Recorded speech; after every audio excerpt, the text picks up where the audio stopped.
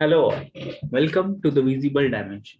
My name is Vipul Sharma और आज हम बात करने वाले हैं झारखंड के प्रमुख आंदोलन और विद्रोहों के बारे में। ये इसका फर्स्ट पार्ट है। इसके बाद इसका जो सेकंड पार्ट और थर्ड पार्ट आएगा, जिसमें हम झारखंड में इसकी जो शुरुआत होती है वो होती है बैटल ऑफ प्लासी के बाद। इवन बैटल ऑफ प्लासी और बैटल ऑफ बक्सर के बाद, जब पूरा का पूरा जो कंट्रोल है वेस्ट बंगाल का, जो पूरा कंट्रोल है वो अंग्रेजों के हाथ में आ जाता है। तो जो कंपनी होती है ईस्ट इंडिया कंपनी, उसका जो फर्स्ट अपीयरेंस होता है झारखंड के रीजन में वो होता है 1767। ये आप याद रख लेना, 1767 में पहली बार वो झारखंड में अपीयर होते हैं। तो मिशन थी वो भी डिफरेंट थी, कल्चर बहुत डिफरेंट थे। तो लोगों में एक अशांति पैदा हो जाती है और लोग रिवोल्ट करते हैं। तो इसी तरह के टोटल 13 ट्राइबल रिवोल्ट्स हुए थे, जिसमें ब्रिटिश के अगेंस्ट में। तो इसमें जो सबसे पहला नाम आता है वो है तमाड़ रेबेलियन। तो जो तमाड़ रेबेलियन था, इसका जो ईयर था, तो ये 1771 में जो ब्रिटिश थे उन्होंने छोटा नागपुर पे कंट्रोल कर लिया था। और जो राजा थे और जितने भी जमींदार थे वो सारे के सारे उन लोगों को कंपनी ने प्रोटेक्शन देना स्टार्ट कर दिया था अगेंस्ट ट्राइबल पीपल। तो इसमें क्या हुआ कि वो जो थे जितने भी राजा महाराजा थे, वो सारे के सारे ऐसे हो गए कि अब हमारे पास सारी की सारी पावर है, और वो ज्यादा से ज्यादा एक्सप्लॉइट करने लगे जितने भी ट्राइबल पीपल। 1789 में हुआ था ये against kings and lords, landlords protected by the British. ठीक है। तो इसके बाद क्या होता है कि लोग, जमींदारों में डर आ जाता है 1794 के आसपास, और उन्होंने रिक्वेस्ट किया ब्रिटिश लोगों से कि हमारी रक्षा कीजिए। तो उसके बाद फिर वो आते हैं और ये जो रेबेलियन है इसका, इसको कूच कर देते हैं, और जितने भी थे वो सारी चीजें सीज कर लेते हैं। इसके बाद पीस रिस्टोर कर दिया जाता है यहाँ पे रेबेलियन को। पर इसके बाद फिर से, मतलब ये रेबेलियन खत्म होने के बाद, मतलब इसको उन्होंने दबा दिया, उसके बाद फिर से रेबेलियन स्टार्ट हो जाता है।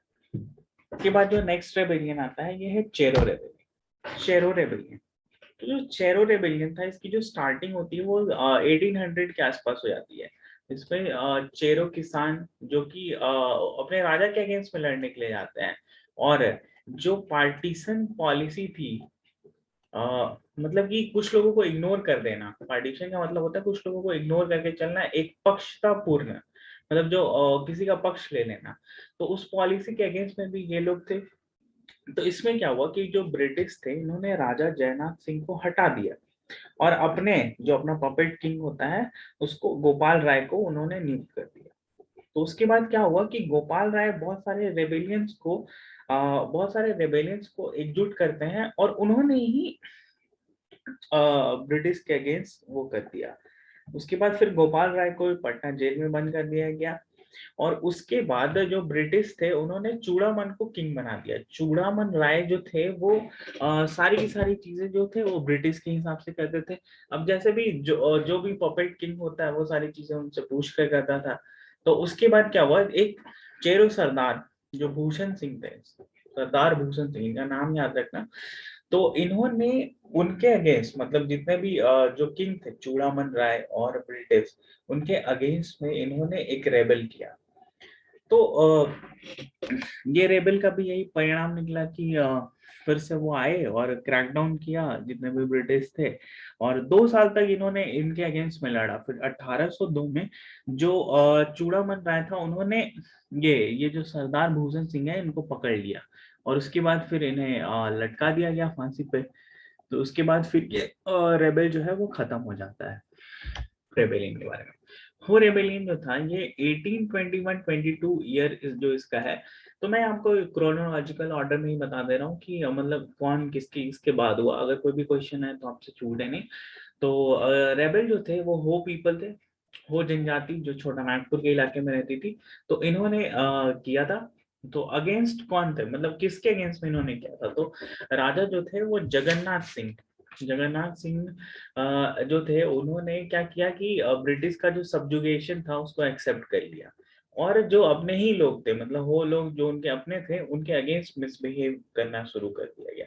तो इस रेबेलियन में ये हुआ कि चाईबासा में एक पार्टी चल रही थी, ब्रिटिशर्स और मतलब जो भी उनके चाहने वाले थे उनकी पार्टी चल रही थी, तो वहां पे एक लूटपाट हो गई। और बहुत सारे इसके बीच में बहुत सारे, उसके बाद ये रेबेलियन स्टार्ट होता है, मतलब वही एक बिगुल होता है वहां पे, रॉब मतलब डकैती डालने के बाद फिर इन लोगों ने ये रेबल स्टार्ट किया था। उसके बाद हो फाइटर्स और ब्रिटिश सोल्जर्स के बीच में बहुत सारे लड़ाइयाँ हुई। और उसके बाद वो मतलब जो वो लोग थे वो इतने वीर थे, वो फाइटर्स थे कि वो उनके सामने झुकने को तैयार ही नहीं थे, और बहुत ही ज्यादा ब्रेवली उन्होंने लड़ाई करी ब्रिटिशर्स के अगेंस्ट में। बट वो ब्रिटिशर्स, उनके पास थोड़ा ज्यादा पैसे थे, सोल्जर्स ज्यादा थे, उनके पास संसाधन बहुत ज्यादा थे, इसके वजह से फिर आखिरकार हो रेबल्स को सरेंडर करना पड़ा 1 मंथ के स्ट्रगल के बाद में। फिर वहां पे भी जो पीस थी, मतलब शांति बहाल कर दी जाती है, और इसके साथ कंडीशंस और बहुत सारे टैक्सेस लेते थे। ये तो हर जगह जितने भी जगह पे लड़ाइयाँ लड़ते थे ब्रिटिशर्स, तो उसके बाद वो बहुत सारे पैसे और कंडीशंस थोप देते थे वहां के लोगों पे, और टैक्स भी साथ ही साथ थोप देते थे। इसके बाद हम बात करेंगे कोल रेबेलियन के बारे में। तो कोल रेबेलियन क्या है? कोल रेबेलियन इसकी जो शुरुआत हुई थी वो हुई थी 1831 और 32। इसमें बहुत सारे जो ट्राइब्स थे, लाइक मुंडा, और 7 कोल ट्राइब्स फ्रॉम छोटा नागपुर, पलामू, सिंहभूम, मनभूम, इन सभी एरिया से एकजुट होकर के इन्होंने एक विद्रोह किया था। जो इसका रीजन, मेन रीजन था, देखिए इसके पीछे बहुत सारी कहानी है, तो मैं उसमें नहीं जा रहा हूँ। अगर उसमें जाना है तो फिर बहुत टाइम लग जाएगा, इसकी वजह से मैं इसको थोड़े शॉर्ट फॉर्म में बता दे रहा हूँ। तो इसका जो रीजन था ये था, बहुत सारे जो हेवी टैक्सेशन था, और जो लैंड जो थे वो बाहरी लोगों को दिए जा रहे थे। मतलब अब झारखंड में लोगों को, बाहर के लोगों को बसा करके उनको लैंड दे दिया जा रहा था, जो कि यहाँ के ट्राइब्स को बिलोंग करती थी। तो इस वजह से इन लोगों में गुस्सा फूटा, और ये रेबेलियन स्टार्ट हुआ था।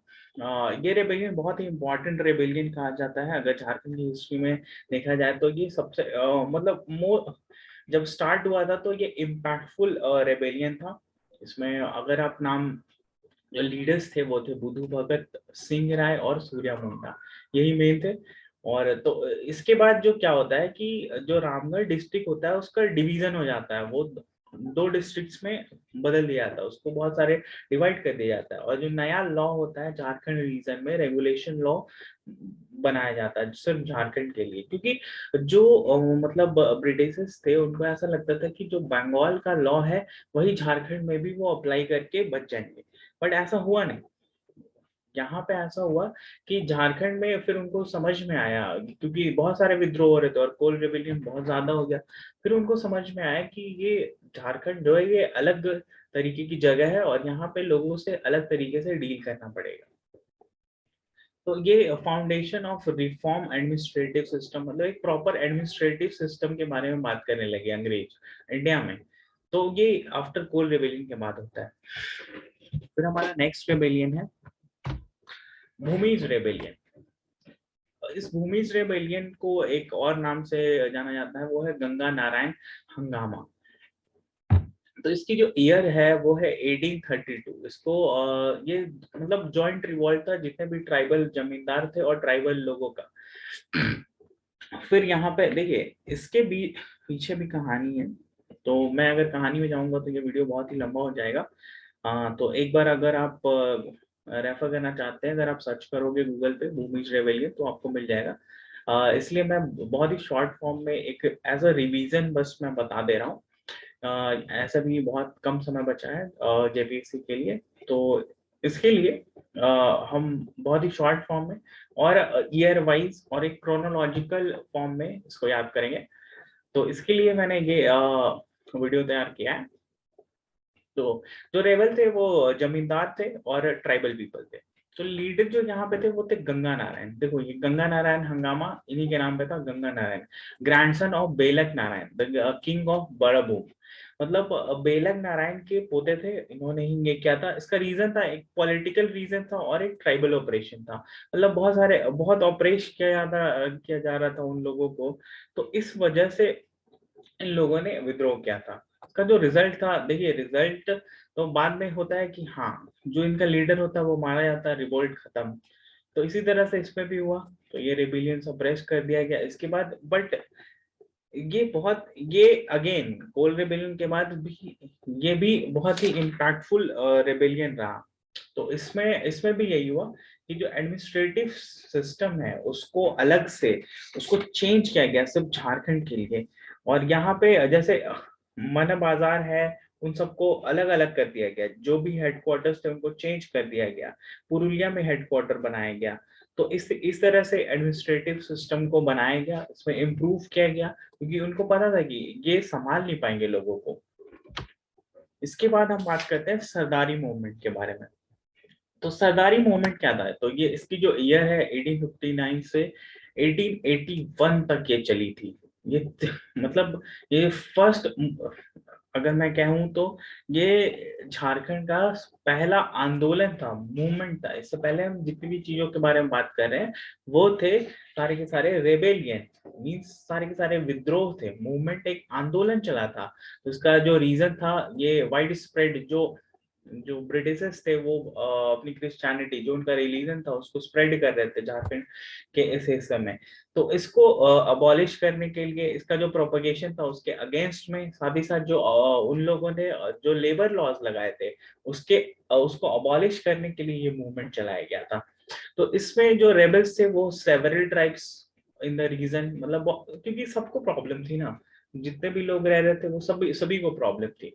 इस वजह से जितने भी ट्राइब्स थे इस रीजन के, उन सभी ने इसमें पार्टिसिपेट किया था। इस मूवमेंट के बारे में एक और बात है कि ये 3 स्टेजेस में चला था। मींस ये 1859 से 81 ये हो गया, तो ये लैंड मूवमेंट के नाम से जाना गया। इसका था वैल्यू रिलेटेड मूवमेंट, ये 81 से 90 तक चला था। फिर पॉलिटिकल मूवमेंट 1890 से 95 तक चला था। तो इसी तरह से ये सरदारी मूवमेंट था। नेक्स्ट था खरवर मूवमेंट। खरवर मूवमेंट को एक और नाम से जाना जाता है सफा होर मूवमेंट। तो ये 1868 में चला था। इसका जो एम था कि जितने भी ट्राइबल वैल्यूज, ट्राइबल ट्रेडिशन है, इन सबको फिर से रिस्टैब्लिश करना, मतलब फिर से इनको लेके आना, लागू करना।